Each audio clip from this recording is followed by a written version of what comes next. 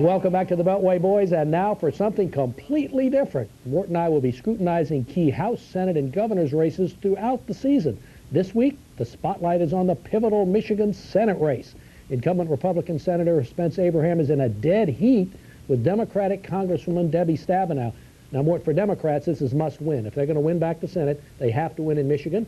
And Abraham is vulnerable. He's not a big media presence. He's probably a bit more conservative than the rest of the state of Michigan. Yeah, I don't think the Democrats are going to win back the Senate in any event. But you're right. If whatever prayer they have, this is one of their top-rated seats. The thing about Spence Abraham is that he wasn't a pol. He wasn't an office-holding pol before he became a senator. He was a staffer basically for Dan Quayle, and he was the head of the Republican campaign committee, and I'm not sure that he's learned great political skills in the meantime. He's a very nice man, but he has not made a big dent in Washington while well, he's learned enough to have the first ad that went on the air, so let's take a look at it.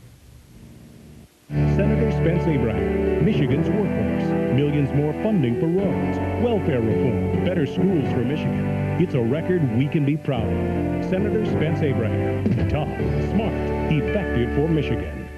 It sounds like he has been a big presence in Washington, Mort. Yeah.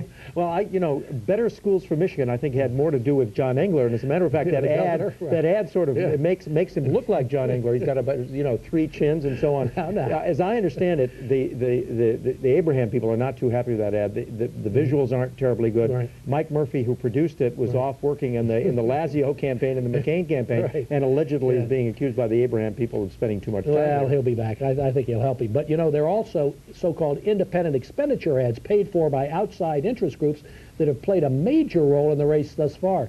Here's a look at an ad the immigration group FAIR released attacking Abraham's stance on a key immigration bill. Here's a quick look. His bill is called the Abraham Foreign Worker Bill, and Congress could vote on it any day. You can help, but we have to act fast. Call Senator Abraham now at 1-800-504-0031 and ask him to stop the Foreign Worker Bill. Ask him how he'd feel if you gave his job away. Now, that is a demagogic ad. Spence Abraham is for reasonably open immigration, and they're attacking him because FAIR wants zero immigration. Well, and also, I mean, the kind of immigration that specifically Abraham wants is very high-tech workers, which American high-tech industries need. And the question is, will the high-tech industries defend Spence Abraham with enough money? Yeah, probably not. The thing that's been a nasty element in this campaign, there are these Little Debbie cakes that are sold, and they've used this with a website for the Abraham people have Liberal Debbie. That's made the Little Debbie cake people mad, and the Hillary of the Midwest, they call her. Exactly. I mean, if that's negative. I mean, Spence needs a positive. Right. Okay, joining us in Lansing to talk about the Michigan Senate race is Chris Christoph of the Detroit Free Press. Welcome to the show. Hi, thanks for having me. So it's neck and neck, is it? Who is the better campaigner?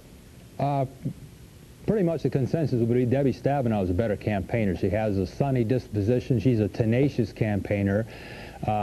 She styles her campaigns right out of the Bill Clinton playbook very deliberately, and will practically admit that. She's very good on the campaign trail. Spence Abraham less so. I think you were making some remarks about his appearance, and one of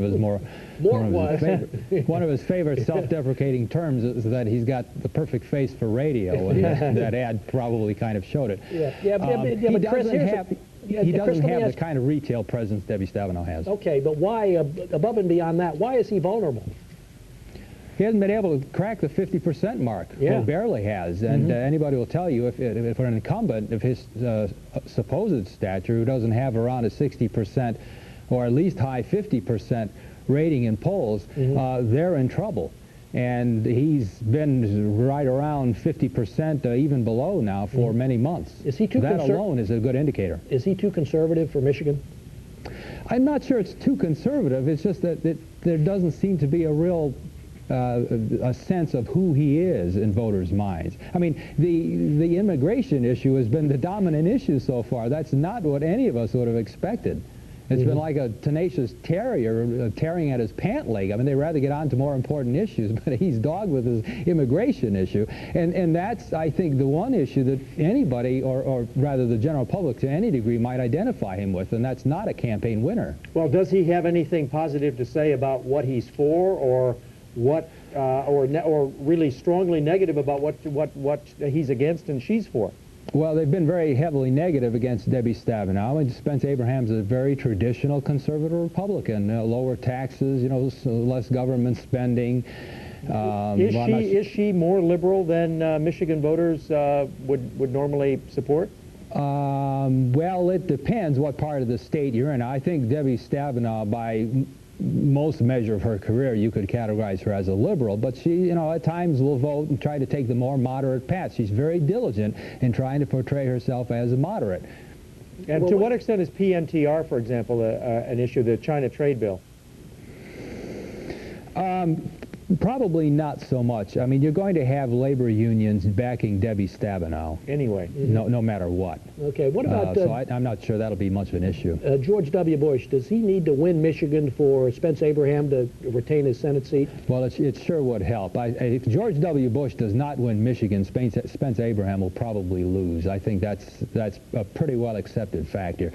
The one thing Spence Abraham needs as much as anything is a very strong showing at the top of the ticket. Okay, Chris, thanks so much for being with us. Sure.